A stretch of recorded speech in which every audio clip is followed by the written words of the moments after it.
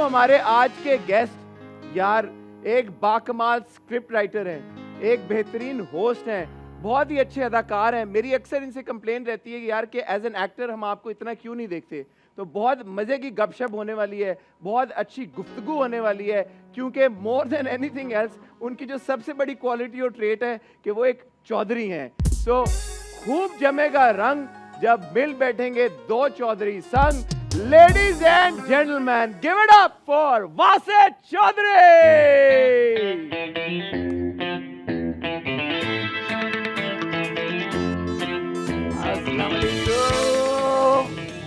यार आप मेरे शो पे आए, आज तो मजा ही आ जाएगा।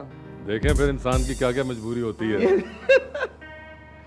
यार इतने दिन हो गए मुझे लाहौर आए हुए, कोई आपने रोटी तक का नहीं पूछा मुझे। नान का ही पूछ लेते चले रोटी कर, मुझे पता था ऐसी को बात करनी है आपने। नहीं मैंने बिल्कुल ऐसी बात नहीं करनी। हाँ आपने मुझे बताया ही नहीं कि आप आए अच्छा। और आप आए और आप काम में मसरूफ थे। आपकी बजट की डिस्कशन तो मैंने सुना 2 हफ्ते से चल रही है आपकी। नहीं मेरा बजट नहीं, वो पाकिस्तान के बजट की डिस्कशन है, वो पाकिस्तान पिछले 2 महीने से चल रही है। अच्छा अच्छा अच्छा, आपका भी मुझे सुना है कि वो हो रही थी गुफ्तगू, आपको पता था कि हम लोग कर रहे हैं, लेकिन आपने एक बार ना कहा कि हसन आ गए थे आजा रोटी खा ले। नहीं अब इतना आपने वजन अगर गिराया है तो मैं क्यों उसके अंदर खलल डालूं आपको खाना ऑफर करके। वैसे how proud are you to see me hosting a show? I am very proud. मुझे यकीन नहीं आ रहा और मुझे लगता है कि कभी कभी मैं यही दिन देखने के लिए बड़ा हुआ था कि एक दिन आप बैठे होंगे और आप अपना खास रणवीर सिंह वाला सूट निकालेंगे ये और उसके बाद मैं आपके सामने बैठा हुआ आपको बैठे होंगे और मैं आपको इंटरव्यू करूंगा। देखें माशाल्लाह। मेरा डेब्यू हुआ था वासे की लिखी हुई फिल्म से, वासे की लिखी हुई लाइन से, end of course I was the lucky charm. आपकी फिल्म ने 70 करोड़ का बिजनेस किया। जी बिल्कुल बिल्कुल।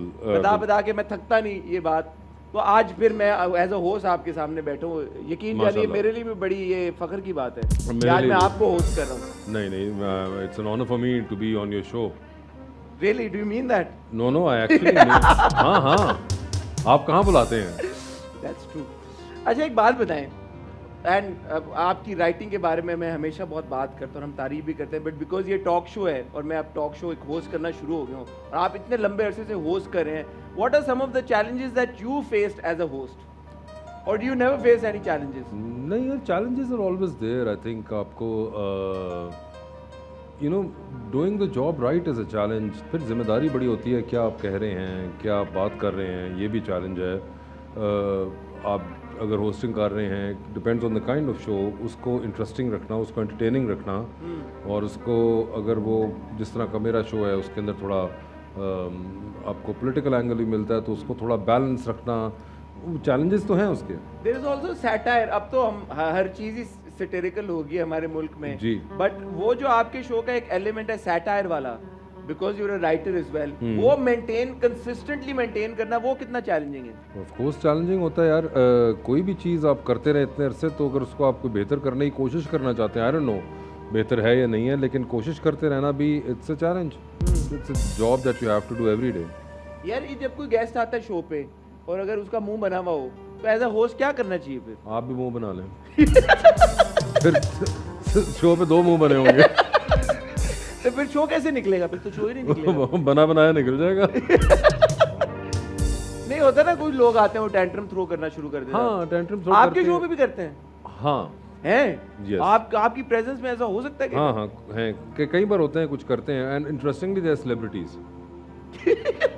या कभी कभी कुछ, not all but I would say कुछ हुए हैं ऐसे। किस तरह के? क्या 6-7 occurrences ऐसी हुई होंगी। क्या होता है? कोई चीज़ होगी, कोई अपना ड्रेस नहीं सही होगा, उस पर गुस्सा चढ़ा होगा, मेकअप नहीं सही हुआ, उस पर कोई गुस्सा होगा, या कोई साथ वाला गेस्ट कौन है उस पर कभी कभी एक बड़ा एक इशू होता है, तो इस किस्म की चीज़ें होती हैं। और मेल फीमेल का क्या रेशियो होगा इस तरह? इसके अंदर I would say almost 90% female. 90% female या but there still 10% male celebrities. बहुत ही कोई 1-2 कर, कोई पॉलिटिशियन होगा कि यार आपने क्यों किसको साथ बुला लिया, कोई आपकी उनकी अपनी हिस्ट्री होती है, सो उस तरह का इंसिडेंट हो सकता है। आजकल आप होस्टिंग से अगर हम कंटेंट की तरफ मूव करें तो ये जो पाकिस्तान एंटरटेनमेंट इंडस्ट्री में जो ड्रामे बन रहे हैं, जो फिल्में बन रही हैं, आपके क्या तासुरात हैं इनको लेकर? यार ये तो आप बताएंगे, आप लोग कर रहे होते हैं हर हफ्ते उनका तिया पंचा, तो आप बताएं कि क्या तासुरात हैं। आपका ओपिनियन बहुत ज्यादा मैटर। मैं देखिए उस तरह नहीं देखता हूँ जिस तरह आप लोग देखते हैं, और फिर मैं देखता रहता हूँ, आप उसको डिस्कस भी करते हैं और बहुत डिटेल में डिस्कस कर रहे होते हैं मुख्तलिफ जगहों पे। तो मैं फ्रैंकली उतना ज़्यादा नहीं करता, मेरा एक बहुत जेनेरिक सा एक व्यू होगा, वो हो सकता है, but then I know maybe because I am from the industry so I know reasons for that as well. But do you think this is because I see a lot of our guests also who came on our show, और जो वैसे भी मेरी बात होती रहती है, ज़्यादातर इंडस्ट्री के लोग कहते हैं मैं नहीं देखता या मैं नहीं देखती।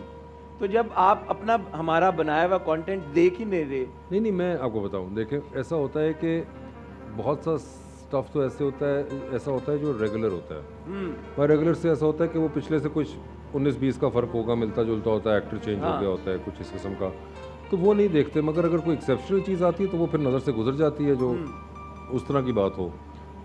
मैं आपकी एक बात कभी नहीं भूलता, और मैं हमेशा जब हम ड्रामों को रिव्यू कर रहे होते हैं और मैं कोट करता हूँ, आपने जब जैक्सन हाइट लिखा जी, और आपने मुझे बताई हुई बात कि you never stepped foot out of Pakistan let alone America. यार ये इतनी कोई अमेजिंग बात है। नहीं, not out of Pakistan. Dubai गए थे आप? दुबई नहीं गया हुआ था एक्चुअली, आयरॉनिकली मैं कभी कराची से उस तरफ नहीं गया था। मैं मलेशिया गया हुआ था, मैंने मलेशिया देखा हुआ था, थाईलैंड देखा हुआ था, मगर मैंने कराची से उस तरफ दुबई नहीं देखा हुआ था। तो अमेरिका तो थोड़ा और दूर था। बट अगेन दैट विजन, और यू नो कि आपने पूरी एक कहानी कंसीव की एक ऐसी जगह में, ऐसी गलियों में, ऐसे शहर में जहाँ पे आप कभी गए नहीं, और येट माशाल्लाह it emerge to be such a phenomenal hit. It emerged to me, I think later stage पे हुआ है, जब वो चला था उस वक्त वो इतना नहीं उसको पजीराई मिली थी। उसकी तब भी एक नीश, बहुत ही नीश थी, मतलब बिल्कुल ही नीश हो गई थी, मगर वो बाद में ज़्यादा पसंद आया जब ये आया दौर, मुझे लगता है सोशल मीडिया का थोड़ा एक्टिव किस्म का, तो तब जाके वो ज़्यादा पसंद आया। उस टाइम पे नहीं उतना, वो जब चैनल पे रन किया था तो उतना उसका नहीं था फीडबैक। बट व्हाट हैपेंड, अगर if you could make a Jackson Heights then in 2023, why are we stuck in that rut? अच्छा, सास बहू शादी, या नहीं, उसमें देखिए वही बात है हसन कि मैंने कुछ समय पहले कहा था कि मेरा फीडबैक बहुत जेनेरिक हो सकता है जो मैं आपको दूं, अगर मेरा पॉइंट ऑफ व्यू, तो इसमें भी no, but as a writer aren't you approach? मैं आपको बताता हूँ, मुझे अब एक तो कम, अब टीवी के लिए इतना ज़्यादा नहीं होता, कुछ लोग करते हैं, कुछ दोस्त करते हैं, मगर मैं खुद ही नहीं लिख रहा, टीवी नहीं लिखा मैंने, बड़े अरसा हो गया। अभी क्यों नहीं बन सकता? क्योंकि जैक्सन हाइट एक बड़ी ऑड एग्जांपल है, वो बड़ा मुश्किल प्ले था प्रोडक्शन साइड से।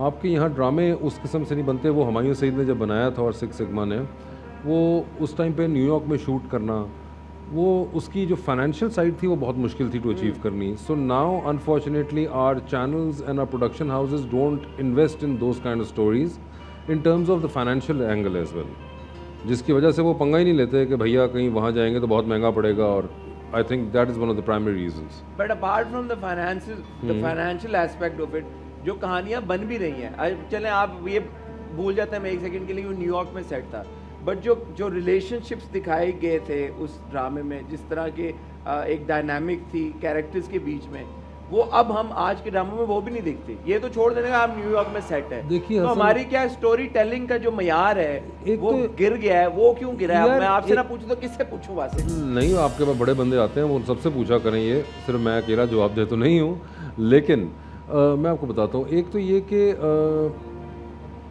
मुझे लगता है कि हमने हर किसी को राइटर भी बना दिया।